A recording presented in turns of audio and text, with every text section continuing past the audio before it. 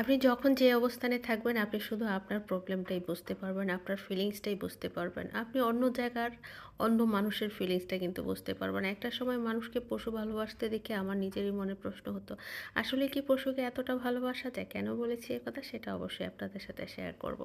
আসসালামু আলাইকুম সবাইকে। আলহামদুলিল্লাহ আমরা ভালো আছি। আশা করি আপনারাও ভালো আছেন। যে যেখান থেকে দেখছেন সম্পূর্ণ ভিডিওটি দেখার জন্য আমন্ত্রণ রইল। যদি ফেসবুক থেকে দেখে থাকেন অবশ্যই একটু ফলো দিয়ে লাইক কমেন্টস করে যাবেন, আর যদি ইউটিউব থেকে দেখে থাকেন একটু সাবস্ক্রাইব করে লাইক কমেন্টস করে যাবেন।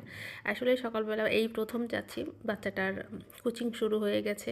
কোচিংটা অবশ্য 15 তারিখ থেকে শুরু হয়ে গেছে, তো এর মধ্যে যেহেতু গ্রামের বাড়ি গিয়েছিলাম সেহেতু ওকে কোচিংয়ে দেওয়া হয়নি। আজকেই প্রথম ওর সাথে যাচ্ছি, কারণ সকালবেলা যেহেতু কোচিংটা, এই সময় ও একা একা যাবে।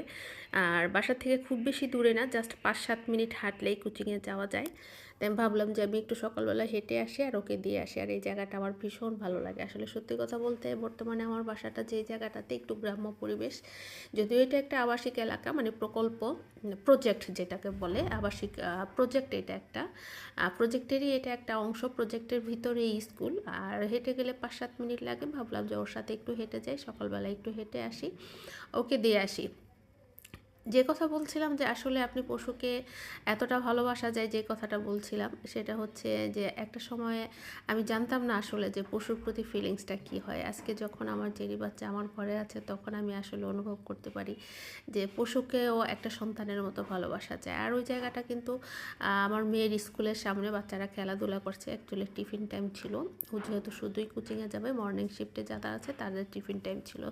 ওকে দিয়ে আমি অবশ্য চলেও আসছি, বেশ কিছু সময় চলে গেছে। আর এদিকে তো আমি আমার জেরি বাচ্চার জন্য মাংস সেদ্ধ দিয়েছি, সেখানে কিচেনে এসে দেখি সে একদম মাংসের সামনে বসে আছে। আমি আসলে আর চুলাতে মাংসটা দিয়ে চলে গেছিলাম যে আস্তে আস্তে হইতে থাক, আর এদিকে এসে দেখি যে সে একদম মাংসর দিকে তাকিয়ে বসে আছে।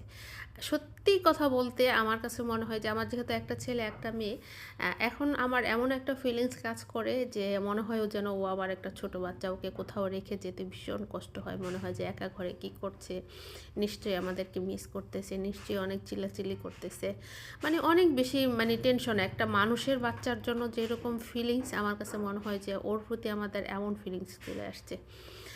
যাই হোক, আসলে এই জন্যই বললাম যে আসলে যে যার জায়গা থেকেই সে তার ফিলিংসটা বোঝে, কেউ কখনো কারো জায়গা থেকে কাউকে বোঝে না।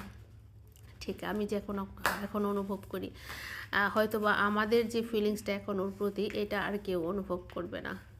আর মাঝে অবশ্য রান্নাবান্না শেষ করেছি, আর খুবই সিম্পল কিছু রান্নাবান্না আজকে করেছিলাম, তাই আর ভিডিও করিনি। আসলে সবসময় ভিডিও করতে ভালো লাগে না। আমার পেজের বয়স 1.5 বছর, মোটামুটি 6 থেকে 8 মাসের মধ্যে আমার সেট আপ কমপ্লিট হয়ে গেছে। আলহামদুলিল্লাহ আমি বেশ কিছু ইনকামও করেছি, কিন্তু বর্তমানে বেশ কয়েক মাস হয়ে গেছে রিচ এমনটাই ডাউন হয়েছে যে একদমই ইনকাম হচ্ছে না। আর জানি না ভবিষ্যতে কী হবে। সবাই দোয়া করবেন, ভালো থাকবেন, সুস্থ থাকবেন। এতক্ষণ সাথে থাকার জন্য ধন্যবাদ।